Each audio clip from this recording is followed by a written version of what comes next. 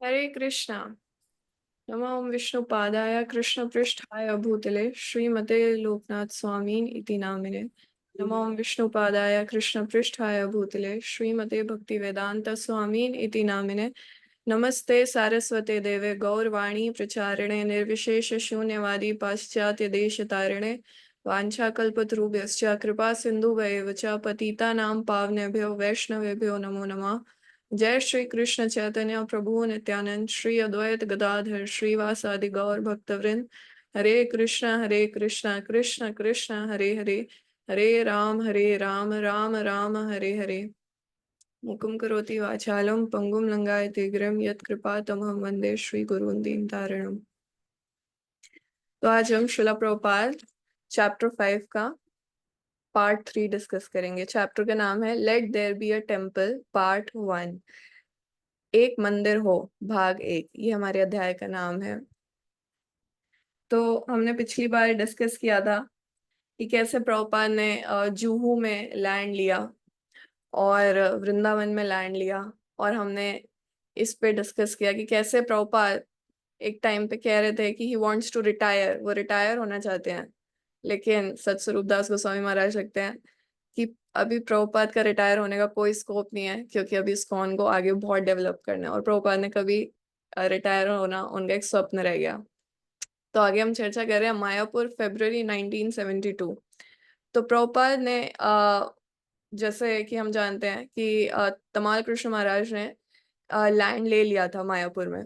तो अब उसका मतलब सेरेमनी करना था, भूमि पूजन करना था। तो प्रभुपाद ने उसको पोस्टपोन किया और कहा गौर पूर्णिमा पे हम उसका भूमि पूजन करेंगे। और प्रभुपाद चाहते थे कि ज्यादा से ज्यादा भक्त आए, बहुत सारे दर्शन करने के लिए बहुत सारे विजिटर्स गेस्ट सब होने चाहिए।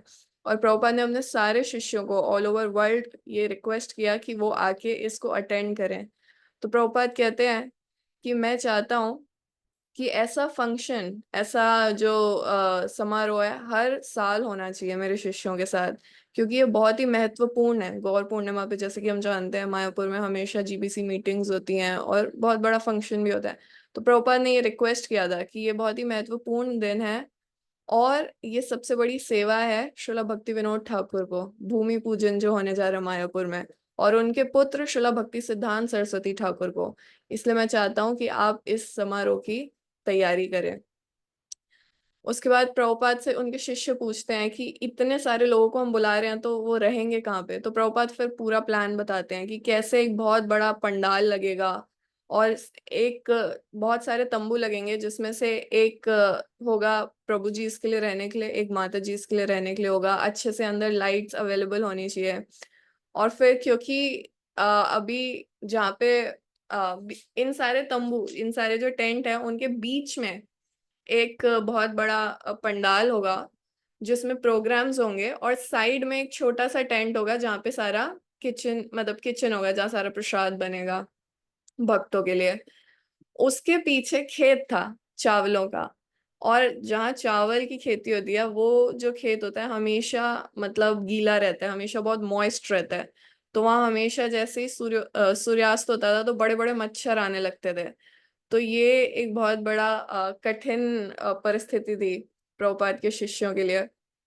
तो यहाँ पे लिखते हैं कि जो परिस्थितियां थी वो बहुत कठिन थी, लेकिन जो भक्त थे प्रभुपाद के, जो शिष्य थे, ये वही थे जो पिछले 1.5 साल से प्रभुपाद के साथ भारत में भ्रमण कर रहे हैं।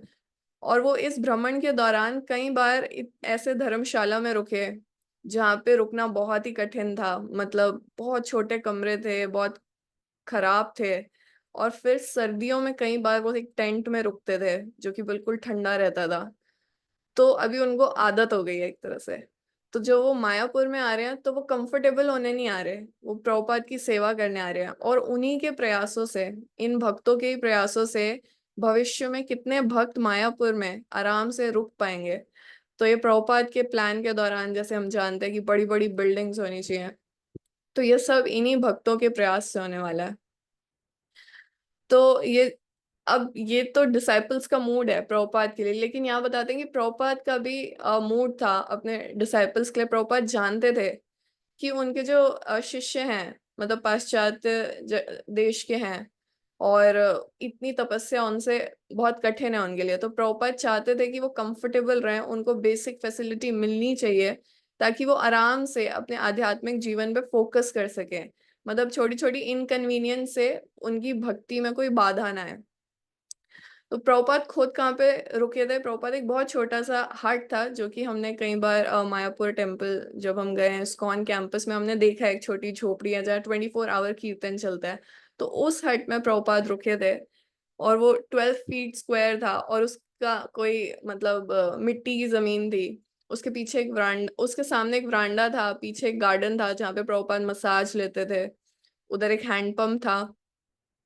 तो एक बार उनके एक डिसाइपल आके कहते हैं, उनसे माफी मांगते हैं कि हम आपको ऐसी जगह पे रुकवाया है हमने, उसके लिए वो माफी मांगते हैं प्रभुपाद से। तो प्रभुपाद मना करते हैं कि इसकी जरूरत नहीं है, मुझे ये बहुत अच्छा लगता है, मुझे ये सिंपलिसिटी नेचुरल रहना मुझे अच्छा लगता है। और फिर प्रभुपाद क्या कहते हैं कि अगर आप मुझे बड़ा महल भी बना के दे दोगे तो भी मैं यहीं रुकना चाहूंगा, इस झोपड़ी में। तो इतने सिंपल प्रभुपाद रह रहे थे। लेकिन प्रभुपाद बातें क्या करते थे कि एक बहुत बड़ा महल होना चाहिए राधा माधव के लिए। हालांकि अभी राधा माधव एक छोटे से टेंट में है, लेकिन प्रभुपाद कह रहे हैं उनके लिए एक मार्बल का पैलेस होना चाहिए। और प्रभुपाद कहते हैं कि उससे भी जरूरी पहले ये है कि उनके जो गेस्ट आएंगे, डिवोटीज आएंगे मायापुर में, उनके लिए एक अच्छा फर्स्ट क्लास अकोमोडेशन होना चाहिए, गेस्ट हाउस होना चाहिए। हालांकि अभी उतना कुछ हो नहीं पा रहा, अभी एक टेंट में रुकने वाले हैं वो, लेकिन प्रभुपाद का प्लान था। तो प्रभुपाद ने अपने डिसाइपल्स को सबको बुला के अपने हट में, अपने जो झोपड़ी था जहाँ प्रभुपाद रुके थे, वहां पे प्रभुपाद उनको अपना सारा प्लान बता रहे थे कि कैसे टेम्पल स्टार्ट करना है, मंदिर का निर्माण करना है। और फिर प्रभुपाद के रिक्वेस्ट पे जो शिष्य थे उन्होंने एक मॉडल भी तैयार करके दिया कि प्रभुपाद जैसी बिल्डिंग चाहते हैं, जैसा प्रभुपाद ने बताया था कैसे होना चाहिए वैदिक शास्त्रों के अनुसार, सारे ब्रह्मांड कैसे दिखने चाहिए, वो सब एक मॉडल प्रिपेयर करके लाए प्रभुपाद को दिखाने के लिए। तो प्रभुपाद कहते हैं कि मैं कोई एक सिर्फ बिल्डिंग नहीं बनाना चाहता, मैं एक पूरी सिटी मायापुर बनाना चाहता हूँ जहाँ पे चारों वर्ण, ब्राह्मण क्षत्रिय वैश्य शूद्र, सब के लिए करने को कोई कुछ सेवा हो, कार्य हो। तो प्रभुपाद का ये प्लान था। फिर 5 दिन गौर पूर्णिमा फेस्टिवल चलता है, 24 आवर कीर्तन होता है। तो डिवोटीज 2-2 घंटे की शिफ्ट में कीर्तन करते हैं, नवद्वीप में घूमते हैं पूरा। जो भी तीर्थ स्थल थे, जैसे नीम का पेड़ जहाँ महाप्रभु का जन्म हुआ, श्रीनिवास आचार्य का जो आंगन है, श्रीनिवास आंगन, वहां पे जहाँ प्रभुपाद जहाँ चैतन्य महाप्रभु कीर्तन करते थे रात को। और वो जगह जहाँ पे काजी ने चैतन्य महाप्रभु का संकीर्तन रुकवा दिया था। भक्ति विनोद ठाकुर का घर, वहां भी सारे डिवोटीज जाते हैं प्रभुपाद के साथ। और प्रभुपाद तब बताते हैं कि भक्ति विनोद ठाकुर अपने घर पे तब खड़े होते थे और उनको ये जगह दिखती थी, ये जो जलांगी जगह है वो, तभी वहां से एक बड़ा मंदिर उनको दिखता था यहाँ पे होगा, तब था नहीं कुछ भी। लेकिन अब जो वो भूमि है, अब वो प्रभुपाद को मिल चुकी है, वो लैंड मिल चुका है प्रभुपाद को। तो पूरा दिन और शाम डिवोटीज बहुत बिजी रहते थे। राधा माधव को एक बहुत सुंदर सिंहासन पे रखा था, एक बंगाली सिंहासन पे रखा था। और उनका बहुत अच्छे से सेवा हो रहा था। और प्रभुपाद ज्यादातर अपने शिष्यों को कहते थे कि कथा देने के लिए। तो अच्युतानंद स्वामी महाराज बंगाली में लेक्चर देते थे, तो सैकड़ों लोग आते थे, कथा सुनते थे। और उनको बुक डिस्ट्रीब्यूशन भी किया जाता था, भक्त करते थे। तो back to God it Bengali, English, Hindi में वो देते थे। और फिर शाम को एक स्लाइड शो या एक छोटी फिल्म दिखाई जाती थी। तो प्रभुपाद स्पेशली सबसे ज्यादा प्रसन्न होते थे जब प्रभुपाद अपने झोपड़ी की खिड़की से ये देखते थे कि सैकड़ों गांव के लोग एक रो में बैठ के प्रसाद पा रहे हैं। एक छोटा राउंड सा लीफ, एक पत्ते का प्लेट है, उसमें खिचड़ी पा रहे हैं भक्त। तो प्रभुपाद कहते थे इसको सदैव जारी रखो, हम हमेशा प्रसाद का वितरण करो, continue this forever, always distribute prasadam. तो अभी कोई बिल्डिंग भी नहीं है मायापुर में, लेकिन प्रचार इतने अच्छे से हो रहा है। और पहले क्या होता था मायापुर में, सिर्फ गौर पूर्णिमा पे जो आसपास मठ थे उधर कुछ मतलब कुछ विधवा माता जी आती थी, और वो कुछ लक्ष्मी देती थी, कुछ दिन मठ में रुकती थी, कुछ थोड़ा बहुत तीर्थ स्थल होके आ जाती थी, तीर्थ स्थल के दर्शन करके आ जाती थी, और वो उनका गौर पूर्णिमा हो जाता था। लेकिन अभी प्रभुपाद ने जो प्रोग्राम किया है, इसमें सैकड़ों लोग आए, इतना बड़ा सेलिब्रेशन हुआ, इतना बड़ा महोत्सव हुआ, बहुत सारे लोग आए। तो ये मतलब अभी कोई बिल्डिंग नहीं है और प्रभुपाद ने इतना पहले ही करके दिखा दिया। तो ये चैतन्य प्रभुपाद कहते थे कि चैतन्य महाप्रभु के जो जन्म स्थल है उसका कोई महत्व नहीं है अगर प्रचार नहीं हो रहा। तो ऐसा नहीं है कि साल में सिर्फ चैतन्य महाप्रभु का जन्म आ रहा है, गौर पूर्णिमा आ रहा है, तो मतलब अभी हम सेलिब्रेट करेंगे और फिर पूरा साल शांति है, सूखा पड़ा है, ऐसे नहीं। प्रभुपाद कहते थे क्या सबसे ज्यादा महत्वपूर्ण है, चैतन्य महाप्रभु का जन्म या चैतन्य महाप्रभु के कार्य, उनके कर्म। तो फिर प्रभुपाद कहते हैं कि उनके कर्म सबसे ज्यादा महत्वपूर्ण है, क्योंकि उनके एक्टिविटीज क्या है, उनके कर्म क्या है, हरे कृष्णा का जप करना, कीर्तन करना और भगवत प्रेम का वितरण करना। तो मायापुर में जो लोग रह रहे हैं उनको ये ही करना, उनका यही कार्य है, हरे कृष्ण महामंत्र का कीर्तन करना और भगवत प्रेम का वितरण करना। तो गौर पूर्णिमा के दिन प्रभुपाद के मतलब कुछ गुरु भाई आए और प्रभुपाद के सारे शिष्य, मतलब जितनों को भी प्रभुपाद ने बुलाया था, बहुत सारे शिष्य आए, बहुत सारे दर्शन करने के लिए बहुत लोग आए। और फिर उन्होंने वो पूरी सेरेमनी, भूमि पूजन पूरा अटेंड किया। प्रभुपाद बहुत दयालु थे, बहुत ही मैत्रीपूर्ण भाव से अपने गुरु भाइयों से मिल रहे थे। प्रभुपाद बहुत संतुष्ट थे कि उन सबके सामने ये महोत्सव होने जा रहा है। प्रभुपाद ने उस दिन दीक्षा दी 6 बंगाली डिवोटीज को और एक को सन्यास दिया। आपने एक यंग अमेरिकन शिष्य को प्रभुपाद ने सन्यास दिया। तो जब उनके गुरु भाई, उन्होंने जितने भी गुरु भाई थे, जितनों ने भी ये देखा, तो उन सब ने प्रभुपाद की बहुत प्रशंसा की। उसके बाद फिर फाइनली भूमि पूजन किया गया। एक गड्ढा किया जा गया उस वक्त, जो कि 5 फीट स्क्वायर था और 15 फीट गहरा था। तो उसमें कुछ कुछ पहले सामान डाले गए शास्त्रों अनुसार। तो वो पहले 5 प्रकार के फूल थे, अन्न था, पत्ते थे और कुछ मेटल्स था, कुछ अमृत था, कुछ रंग थे, फल थे और कुछ गहने थे। फिर प्रभुपाद के जो गुरु भाई हैं पुरी महाराज, उन्होंने एक सीढ़ी लगाई उस गड्ढे के अंदर और वो एक जैसे कलश होता है, उस पे बनाना के पत्ते होते हैं और उस पे नारियल होता है, वो रखा। उसके बाद प्रभुपाद गए और उन्होंने एक गोल्ड, सोने और रूबी का अनंत शेष की मूर्ति को उस आसन पे रखा। एक ईंट का, ब्रिक्स का एक ऑल्टर बना था उस गड्ढे के अंदर, उस पे अनंत शेष को रखा। तो उसी दिन सुबह प्रभुपाद ने अपने कुछ शिष्यों को वो मूर्ति दिखाई और प्रभुपाद ने कहा कि ये भगवान अनंत है, ये भगवान के सेवक है, ये सर्प, मतलब सर्प के रूप में सर्प के रूप में भगवान विष्णु को अपने ऊपर धारण करते हैं, भगवान विष्णु इन्हीं के ऊपर विश्राम करते हैं। तो ये अपने सिर पर मंदिर को धारण करेंगे। तो प्रभुपाद ने अनंत शेष की मूर्ति को वहां पे रखा और फिर सबने फ्लावर्स डाले, कुछ लक्ष्मी डाला और फिर मिट्टी डाल के उस गड्ढे को पूरा कर दिया बंद। फिर 5 दिन के इस प्रोग्राम के बाद प्रभुपाद वृंदावन चले गए और प्रभुपाद ने अपने शिष्यों को कहा कि अभी मायापुर पूरा नहीं हुआ है, तो आप प्लीज फंड्स जितना है उसको कलेक्ट कीजिए। और फिर प्रभुपाद क्या लिखते हैं, प्रभुपाद बोलते हैं कि हम एक बहुत बड़ा मायापुर में आ, मतलब हमारा एक बहुत बड़ा प्लान है, तो अगर आप सब मिलके मेरी सहायता करें और इसको साकार करें तो हम पूरे विश्व में सबसे अद्भुत कार्य करके दिखाएंगे। ये आध्यात्मिक जीवन का ज्ञान देने के लिए विश्व का केंद्र होगा मायापुर। पूरे विश्व से विद्यार्थी आएंगे और उनकी ये जो सोच है, साम्यवादी सोच या नास्तिकतावाद जो है, ये सब जो उनकी टेंडेंसीज बन गई हैं ये बाहर के फिलोसफीज पढ़ के, इस सब को हम ध्वस्त कर देंगे। तो ये सब हमारा उत्तरदायित्व है और ऐसा एक भी क्षण नहीं जाना चाहिए, प्रभुपाद कहते हैं एक भी क्षण ऐसा नहीं जाना चाहिए कि जब आप इस्कॉन के बारे में ना सोच रहे हो। तो फिर प्रभुपाद लास्ट में लिखते हैं कि ये मेरी आपसे विनती है। फिर प्रभुपाद वृंदावन जाते हैं और फिर मिस्टर एस, जिनसे उन्होंने वो लैंड लिया था रमन रेती पे, प्रभुपाद वो सारी फॉर्मेलिटीज को पूरा करते हैं और फिर जीबीसी को लिखते हैं अमेरिका में कि आप जितने लोग हो सके यहाँ भेजिए, क्योंकि हमें वृंदावन में भी भूमि प्राप्त हो चुकी है।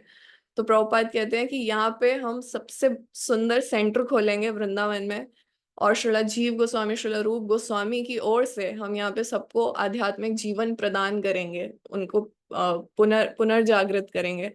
फिर प्रभुपाद अपने शिष्य क्षीरोदक्षाई, जो कि उनके इंडियन डिसाइपल थे, उनको आदेश देते हैं कि आप भारी मात्रा में प्रसादम का वितरण करें और वृंदावन का कोई भी व्यक्ति भूखा नहीं जाना चाहिए, सब को आमंत्रित करो, वृंदावन के हर व्यक्ति को आमंत्रित करो, बड़े लोगों को नहीं, हर व्यक्ति को।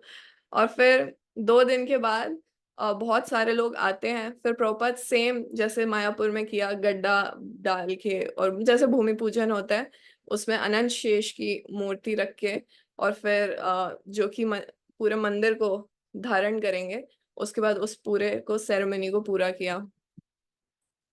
उसके बाद उस रात जब प्रभुपाद उस टाइम पे कहाँ रुके थे, प्रभुपाद उस टाइम पे राधा दामोदर मंदिर में रुके हुए थे। तो अभी भूमि पूजन हो गया है, लेकिन उस रात कुछ गुंडे आते हैं और वहां हमला कर देते हैं, क्योंकि वहां पे एक बुजुर्ग महिला थी, भारतीय महिला थी, जिसको जो बहुत वहां फेमस थी, साधु लोग उन्हें कहते थे।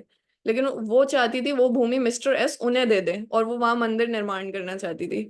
लेकिन उनके कई बार कहने पे मिस्टर एस ने वो भूमि दे दी प्रभुपाद को। तो उन्होंने कुछ गुंडे भेज दिए, और वो उन्होंने क्या किया, उस गड्ढे को खोला वापस गुंडों ने, और उसमें सारा कूड़ा डाल दिया।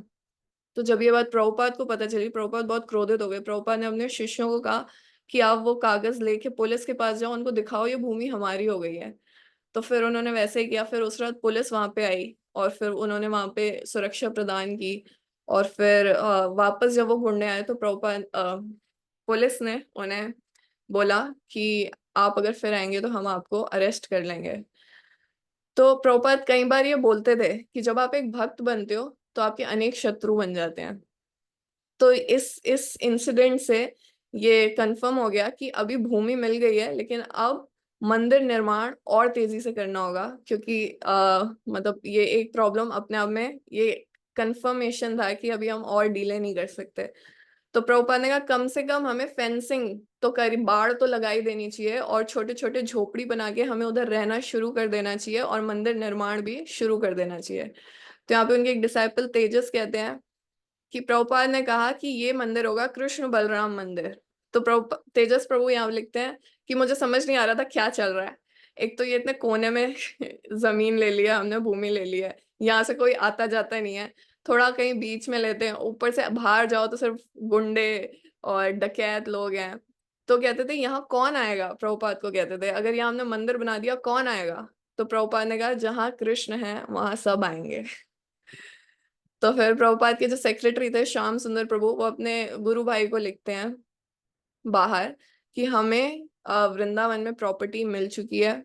और फिर आगे श्याम सुंदर प्रभु लिखते हैं, पूरा प्रभुपाद के बारे में बताते हैं कि 4800 स्क्वायर फीट है जो रमन रेती में मिला है, जहाँ भगवान कृष्ण अपने सखाओं के साथ क्रीड़ा करते थे, वन की ओर जाते थे। और ये राधा दामोदर मंदिर से 10 मिनट दूर है चल के। और फिर प्रभुपाद ने अच्छे से पूरा लैंड देखा, कैसे बार्गेनिंग की, कैसे प्लान बनाया, कैसे सब कागज तैयार हुए हैं, कोर्ट में जाके साइन हो गया, सील हो गया, सब तैयार है। और अब प्रभुपाद ने रिक्वेस्ट किया कि कम से कम 50 आदमी आप यूएस से इंडिया भारत इमीडिएटली भेज दे, तुरंत भेज दें, क्योंकि अब हमारे पास भारत में सॉलिड प्रोग्राम है। तो उन्होंने कहा हमारे बड़े प्रोजेक्ट्स हैं मायापुर, वृंदावन और बॉम्बे, और तीनों जगहों पे भूमि प्राप्त हो चुकी है, तैयारियां सारी प्रभुपाद ने कर दी है। लेकिन प्रोजेक्ट इतने बड़े हैं और लोग संघर्ष करते हैं, लोग संघर्ष कर रहे हैं, बहुत कम लोग हैं। तो उन्होंने कहा आप ज्यादा से ज्यादा लोग भेजिए ताकि ये 3 जो प्रोजेक्ट्स हैं जल्दी पूरे हों। और ये बहुत ही श्याम सुंदर प्रभु लिखते हैं कि मेरा विश्वास कीजिए कि ये 3 प्रोजेक्ट प्रभुपाद को किसी भी प्रोजेक्ट से ज्यादा अत्यंत प्रिय है। श्रील प्रभुपाद की जय।